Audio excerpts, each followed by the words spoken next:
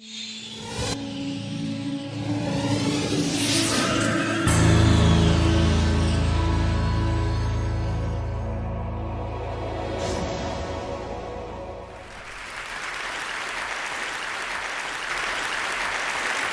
you. I have to tell you, I'm both challenged and excited. My excitement is I get a chance to give something back. My challenge is the shortest seminar I usually do is 50 hours.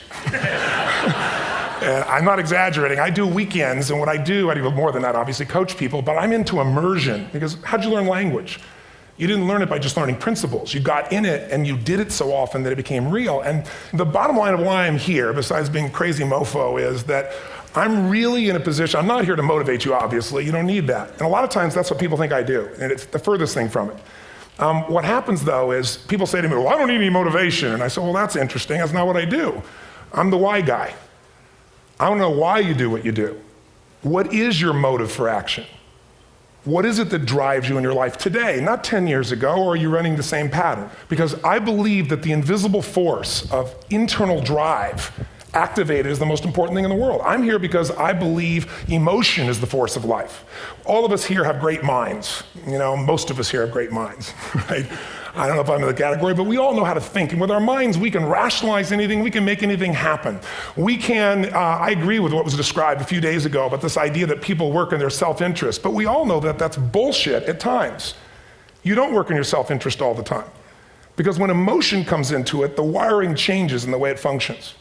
And so it's wonderful for us to think intellectually about how the life of the world is, and especially those who are very smart. We can play this game in our head, but I really want to know what's driving you. And what I'd like to maybe invite you to do by the end of this talk is explore where you are today for two reasons. One, so that you can contribute more. And two, so that hopefully we can not just understand other people more, but maybe appreciate them more and create the kinds of connections that can stop some of the challenges that we face in our society today. They're only going to get magnified by the very technology that's connecting us, because it's making us intersect. And that intersection doesn't always create the view of everybody now understands everybody and everybody appreciates everybody. So I've had an obsession basically for 30 years. And that obsession has been what makes the difference in the quality of people's lives? What makes a difference in their performance? Because that's what I got hired to do. I got to produce the result now. That's what I've done for 30 years. I get the phone call when the athlete is burning down on national television and they were ahead by 5 strokes and now they can't get back on the course. And I got to do something right now to get the result or nothing matters. I get the phone call when the child is going to commit suicide, and I got to do something right now. And in 29 years, I'm very grateful to tell you I've never lost one in 29 years. It doesn't mean I won't someday, but I haven't done it. And the reason is an understanding of these human needs that I want to talk to you about. So when I get those calls about performance, that's one thing, like how do you make a change? But also, I'm looking to see what is it that's shaping that person's ability to contribute, to do something beyond themselves. So maybe the real question is, you know, I look at life and say there's 2 master lessons. One is there's the science of achievement, which almost everyone in this room has mastered to an amazing extent. That's how do you take the invisible and make it visible, right? How do you take what you dream about and make it happen, whether it be your business, your contribution to society, money, whatever it is for you, your body, your family. But the other lesson of life that is rarely mastered is the art of fulfillment. Because science is easy, right? We know the rules, you write the code, you follow and you get the result. Once you know the game, you just, you up the ante, don't you? But when it comes to fulfillment, that's an art. And the reason is it's about appreciation and it's about contribution. You can only feel so much by yourself. So I've had an interesting laboratory to try to answer the question of the real question, which is what's the difference in somebody's life if you look at somebody like those people that you've given everything to, like all the resources they say they need. You gave them not a $100 computer, you gave them the best computer. You gave them love, you gave them joy, you were there to comfort them. And those people very often, and you know some of them I'm sure, end up the rest of their life with all this love, education, money, and background, spending their life going in and out of rehab. And then you meet people that have been through ultimate pain, psychologically, sexually, spiritually, emotionally abused, and not always, but often they become some of the people that contribute the most to society. So the question we got to ask ourselves really is, what is it? What is it that shapes us? And we live in a therapy culture. Most of us don't do that, but the culture is a therapy culture. And what I mean by that is the mindset that we are our past. And everybody in this room, you wouldn't be in this room if you bought that theory, but most of society thinks biography is destiny. The past equals the future. And of course it does if you live there. But what people in this room know, and what we have to remind ourselves though, because you can know something intellectually, you can know what to do and then not use it, not apply it. So really what we got to remind ourselves is decision is the ultimate power. That's what it really is. Now, when you ask people, You know, have you failed to achieve something? How many have ever failed to achieve something significant in your life? Say aye. Thanks for the interaction on a high level there. But if you ask people, why didn't you achieve something? Somebody who's working for you, you know, or a partner, or even yourself, when you fail to achieve a goal, what's the reason people say they failed to achieve? What do they tell you? Didn't know enough, didn't have the knowledge, didn't have the money, didn't have the time, didn't have the technology, you know, I didn't have the right manager, didn't have the Supreme Court.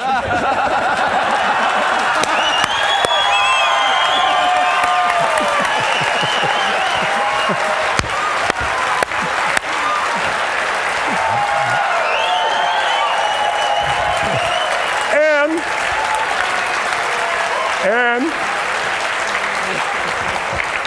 what do all those, including the Supreme Court, have in common? They are a claim to you missing resources. And they may be accurate. You may not have the money. You may not have the Supreme Court. But that is not the defining factor.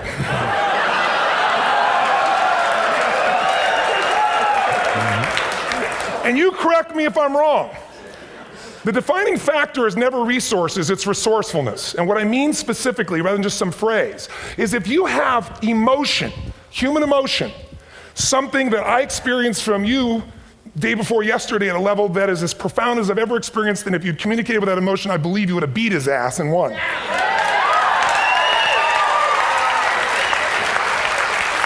But how easy for me to tell him what he should do.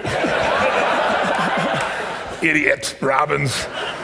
But I know when we watched a debate, at that time, there were emotions that blocked people's ability to get this man's intellect and capacity and the way they came across to some people in that day. Because I know people that wanted to vote in your direction and didn't, and I was upset.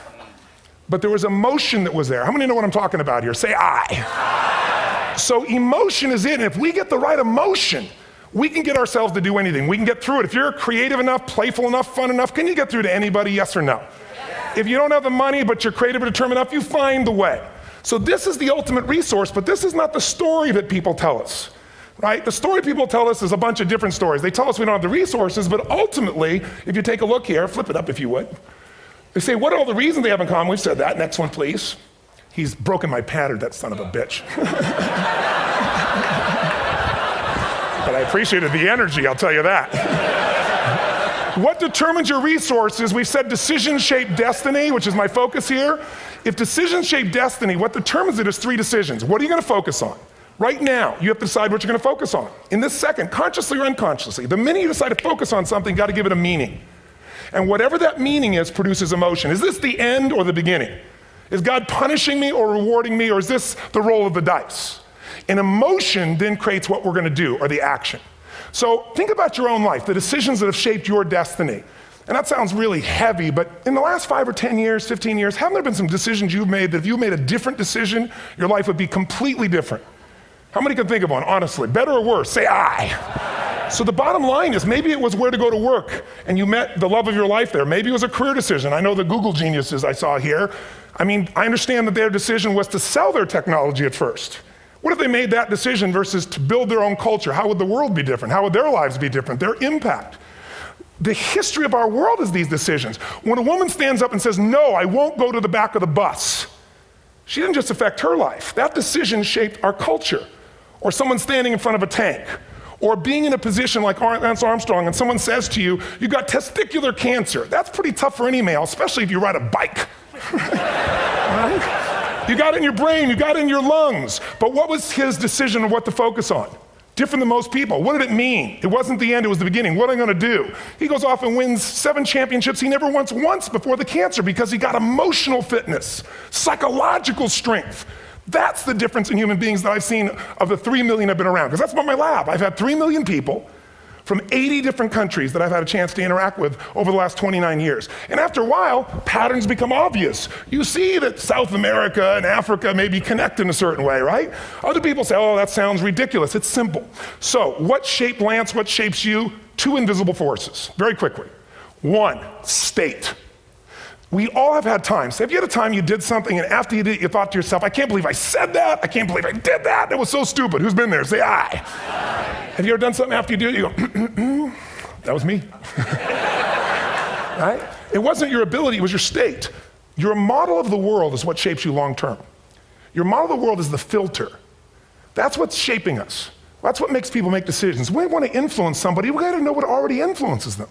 And it's made up of 3 parts, I believe. First, what's your target? What are you after? Which I believe, it's not your desires. You can get your desires to goals. How many of you got a goal, a desire, and thought, is this all there is? How many have been there? Say aye.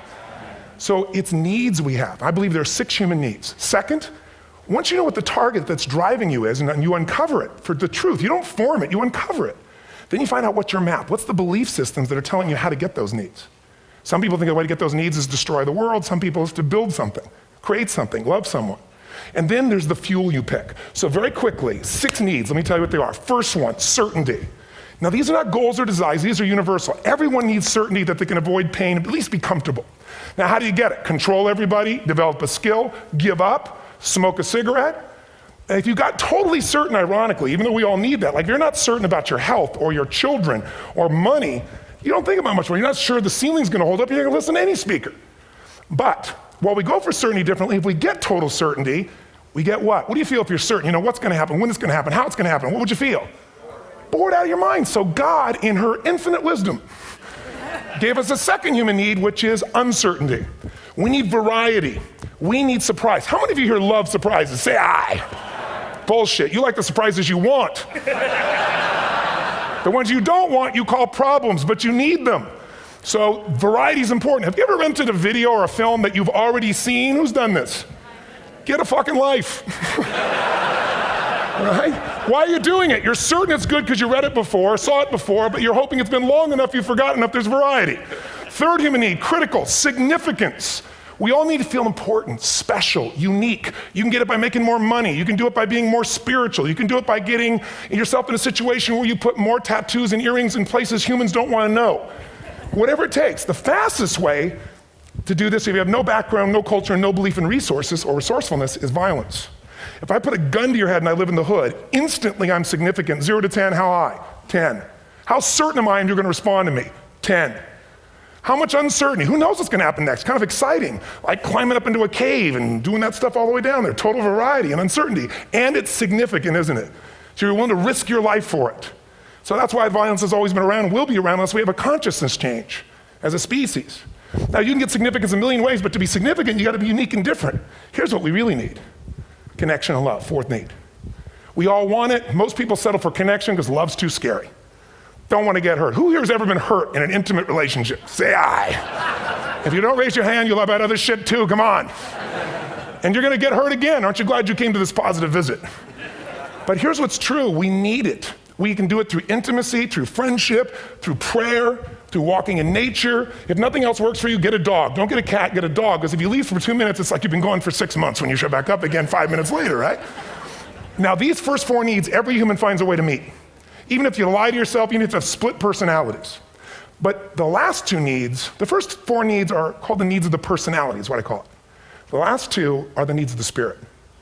And this is where fulfillment comes. You won't get fulfillment from the first 4. You'll figure a way, smoke, drink, do whatever, meet the first 4. But the last 2, number 5, you must grow. We all know the answer here. If you don't grow, you what? If a relationship's not growing, if a business is not growing, if you're not growing, it doesn't matter how much money you have, how many friends you have, how many people love you, you feel like hell. And the reason we grow, I believe, is so we have something to give of value. Because the 6th need is to contribute beyond ourselves. Because we all know, corny as it sounds, the secret of living is giving. We all know life's not about me, it's about we. This culture knows that, this room knows that. And it's exciting. When you see Nicholas up here talking about his $100 computer, the most passionate, exciting thing is here's a genius, but he's got a calling now. You can feel the difference in him, and it's beautiful. And that calling can touch other people. In my own life, my life was touched because when I was 11 years old, Thanksgiving, no money, no food, and we're not gonna starve, but my father was totally messed up. My mom was letting him know how bad he messed up. And somebody came to the door and delivered food. My father made 3 decisions. I know what they were briefly. His focus was, this is charity. What does it mean? I'm worthless. What I gotta do? Leave my family, which he did. At the time, one of the most painful experiences of life. My 3 decisions gave me a different path. I said, focus on, there's food, what a concept. You know?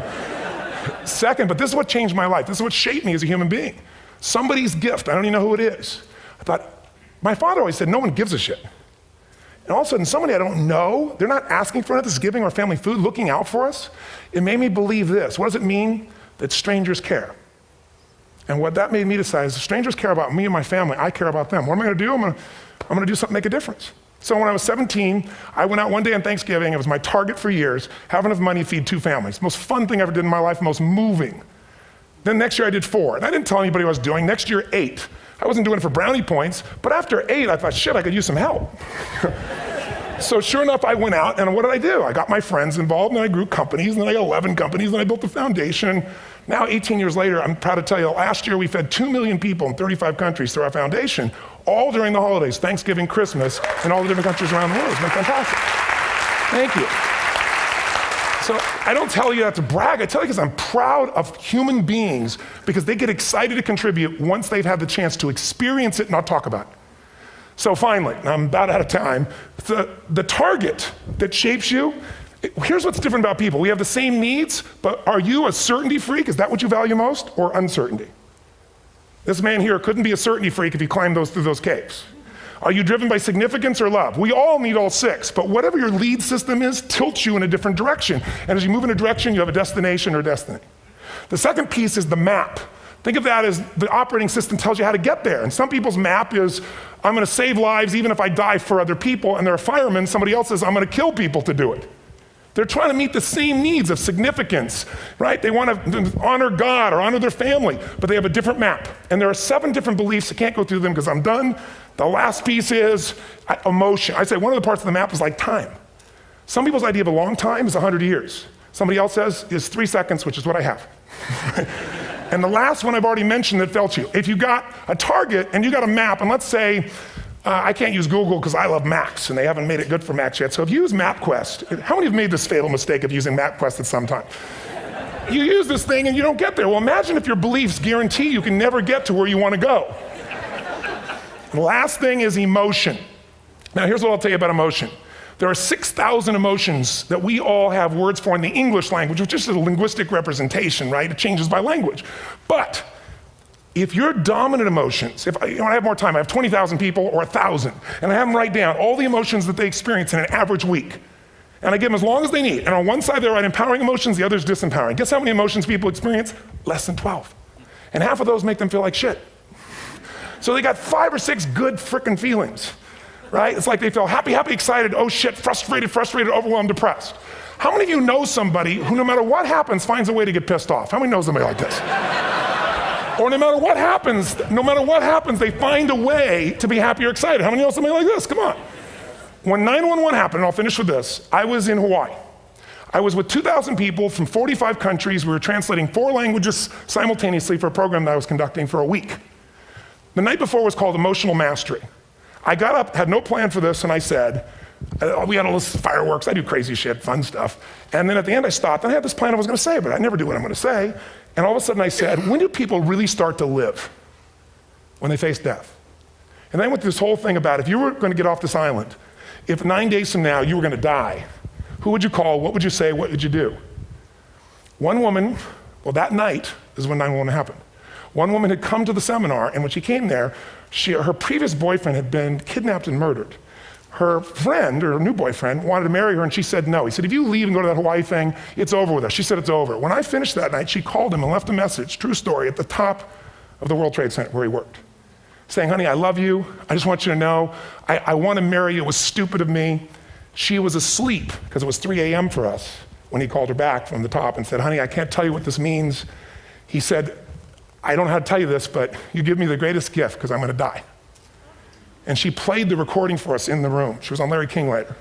And he said, you're probably wondering how on earth this could happen to you twice. And he said, all I can say to you is, this must be God's message to you, honey. From now on, every day, give your all, love your all. Don't let anything ever stop you. She finishes, and a man stands up and he says, I'm from Pakistan, I'm a Muslim. I'd love to hold your hand and say I'm sorry, but frankly, this is retribution. I can't tell you the rest because I'm out of time.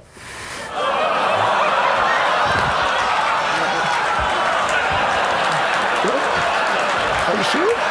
Finish the story. 10 seconds. 10 seconds, no, I want to be respectful. 10 seconds, all I can tell you is I brought this man on stage with a man from New York who worked in the World Trade Center, because I had about 200 New Yorkers there. More than 50 lost their entire companies, their friends, marking off their Palm Pilots. One financial trader, this woman made of steel, bawling, 30 friends crossing off that all died. And what I did to people is said, what are we going to focus on? What does this mean, and what are we going to do? And I took the group and got people to focus on, if you didn't lose somebody today, your focus is going to be how to serve somebody else. There are people, the woman got up, she was so angry and screaming and yelling. She wasn't from New York, she's not an American, she doesn't know anybody here. I said, you always get angry. She said, yes. Guilty people got guilty, sad people got sad. And I took these two men and did what I call an indirect negotiation. Jewish man with family in the occupied territory, some New York who would have died if he was at work that day, and this man who wanted to be a terrorist, and made it very clear. And the integration that happened is on a film, which I'll be happy to send you, so you can really see what actually happened instead of my verbalization of it. But the two of them not only came together and changed their beliefs and models of the world, but they've worked together to bring, for almost 4 years now, to various mosques and synagogues, the idea of how to create peace. And he wrote a book, which is called My Jihad, My Way of Peace. So transformation can happen. So my invitation to you is this. Explore your web, the web in here. The needs, the beliefs, the emotions that are controlling you, for two reasons. So there's more of you to give. Achieve too, we all want to do it, but I mean give, because that's what's going to fill you up. And secondly, so you can appreciate, not just understand, that's intellectual, that's mind, but appreciate what's driving other people. It's the only way our world's going to change. God bless you, thank you, I hope this was served. Tony Robbins.